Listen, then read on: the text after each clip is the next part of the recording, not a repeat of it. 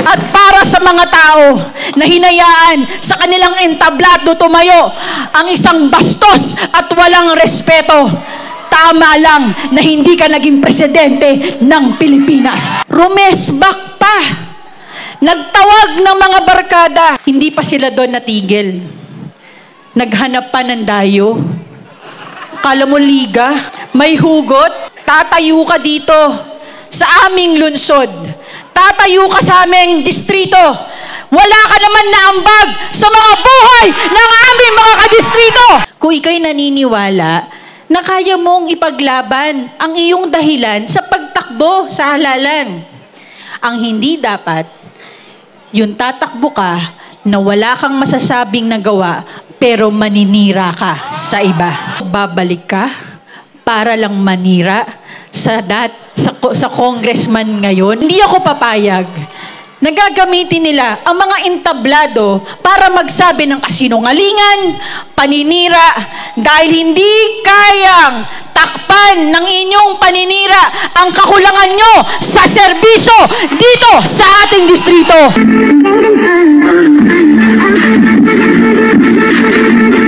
Sabay-sabay nating salubungin ang mananatiling ama ng ika-6 na distrito ng Maynila, at bago yan, tawagin na natin para ipakilala ang ama ng ika-6 na distrito ng Maynila, ang ginawa nating 3 terminong konsihala, Attorney Princess Abante!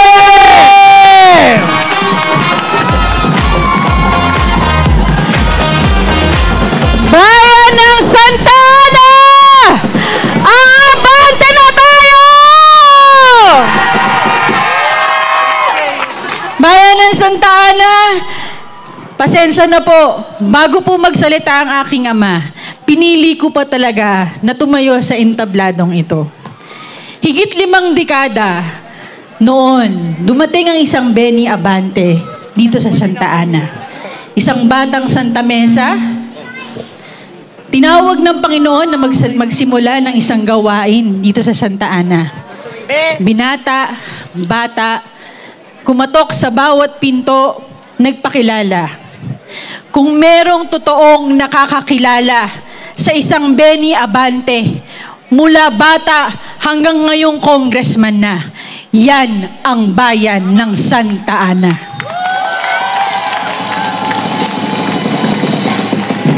Walang tinago si Benny Abante sa inyong lahat. Nagpakilala kami ng tapat, nagpakilala kami ng totoo. Nakilala niyo ang buong pamilya namin, pati ang gawain ng simbahan dito sa atin sa Santa Ana. Tumulong, naglingkod, at dito din nagsimula ang buhay niya sa serbisyo publiko. Ginawa niyong konsihal noong 1992. Habang patuloy pa rin nagpapastor dyan sa Santa Ana. Nagkaroon ng mga medical missions, nagkaroon ng mga feeding programs, pagtuturo sa mga bata, at minsan sa buhay ng isang batang Benny Abante, naging tambay ng Plaza Hugo, nakikipaglaro sa mga kapwa niyang kabataan ng basketball. Hanggang dumating ang punto, kayo rin ang gumawa sa kanya bilang congressman ng ika-6 na distrito ng Maynila noong 2004. Sa lahat ng laban ni Benny Abante, manalo man o matalo, laging landslide si Benny Abante dito sa bayan ng Santa Ana. Dahil kayo ang totoong nakakilala kung sino talaga ang isang Benny Abante. Benny Abante na personal na tao, Benny Abante na isang pastor, at Benny Abante bilang lingkod bayan. Dito din sa bayan ng Santa Ana, nagsimula ng isang pamilya si Benny Abante. Nakilala niyo po kaming 3 magkakapatid. Si Princess, si Rich, at si Fog. Dating nakatira kami dito sa La Torre, lumipat dyan sa Rebellin. Nakita niyo po kami sa mga batang maliliit, hanggang nagdalaga, hanggang nagbinata na si Fog. Nagkaroon na rin po kami ng mga pamilya. May 2 anak ako. Isang anak si Rich sa Amerika. At si Fog naman, may 3 anak ngayon. Wala kaming persona na pang-politiko lamang. Alam nyo na kung sino si Benny Abante sa harap ng entablado, kung sino si Benny Abante sa pulpito sa simbahan, kung sino si Benny Abante doon sa Kongreso, ay yan rin ang Benny Abante nakakaharap nyo ng personal. Si Benny Abante naglilingkod nang walang pinipiling panahon. Naging congressman, naging konsihal, nawala sa serbisyo. Pero patuloy na naglilingkod. Hindi nagtatago. Hindi lumilihis sa responsibilidad.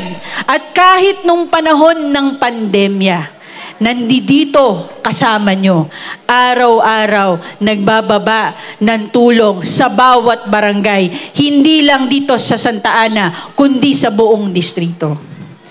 Noong 2019, binalik nyo si Benny Abante bilang ating representante sa Kongreso. Pinag-igihan, ginalingan. Hindi lang pagdating sa serbisyo, serbisyo na hitik, serbisyo na tuloy-tuloy. Tuloy-tuloy na programang pang-medikal. Tuloy-tuloy na programa para sa mga nangangailangan. Pondo sa hospital. Pagpapaayos ng mga magagandang infrastructure programs dito sa ating distrito. Mga livelihood programs. Mga educational programs. Hindi lang naging magaling sa serbisyo, naging magaling pa sa Kongreso. May mga batas na napasa na siya mismo ang sumulat. Ngayon, tumatakbo muli sa kanyang pangatlo at panghuling termino. Hindi naman nakakagulat na may lalaban at lalaban. Kasi karapatan ng bawat isa yan eh. Karapatan dito sa ating demokrasya na tumakbo ka sa anumang halalan kung ikaw'y naniniwala na kaya mong ipaglaban ang iyong dahilan sa pagtakbo sa halalan. Ang hindi dapat, yung tatakbo ka na wala kang masasabing nagawa, pero maninira ka sa iba. Tinawag si Benny Abanteng matanda. Tinawag si Benny Abante na hindi na kayang maglakad ng mahaba. Kahit saang lugar nyo sa ating distrito, sabayan si Benny Abante, mas malakas pa yan kaysa sa konsihal na hindi nagpapakita sa konseho ng lungsod ng Maynila. Hindi kaya ng paninira ng isang tao. Rumesbak pa. Nagtawag ng mga barkada. Nakakalungkot. Dahil akala ko, natuldukan na natin ang hidwaan ng dating politika dito sa Santa Ana. Niyakap na natin ang isa't isa. Kinalimutan na mga hidwaan noon. Pero magbabalik ka para lang manira sa congressman ngayon pagkatapos ng termino mo.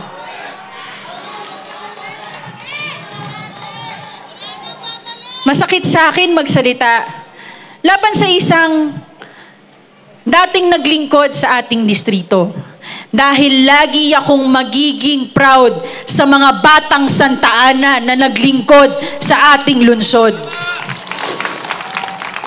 Pero hindi ako papayag na gagawing katotohanan ang paninira laban sa aking ama.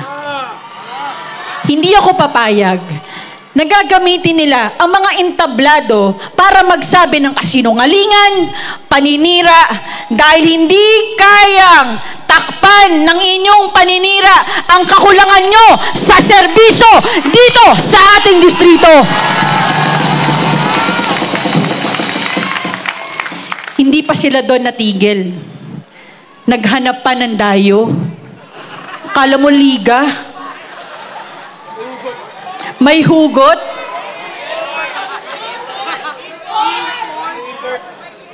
Tatayo ka dito sa aming lungsod. Tatayo ka sa aming distrito. Wala ka naman na ambag sa mga buhay ng aming mga kadistrito.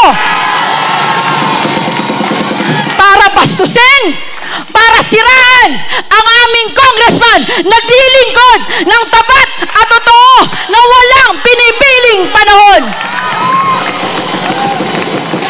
At para sa mga tao na hinayaan sa kanilang entablado tumayo ang isang bastos at walang respeto, tama lang na hindi ka naging presidente ng Pilipinas.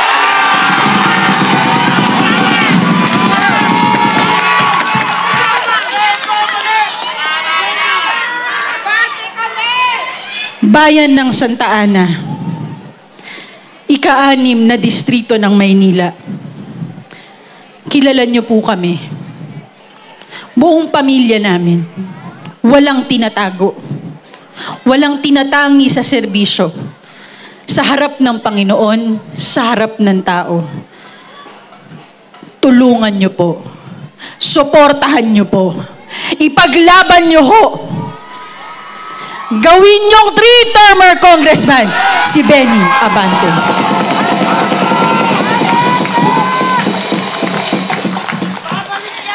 Isang tao ang yumurak sa pangalan ng aking ama. Marami kaming tatayo dito ngayon para iangat siya. Ako po si Attorney Princess Abante. 3-termer councilor ng ika-6 na distrito ng Maynila. Minsan ginawa niyong #1 na konsihal.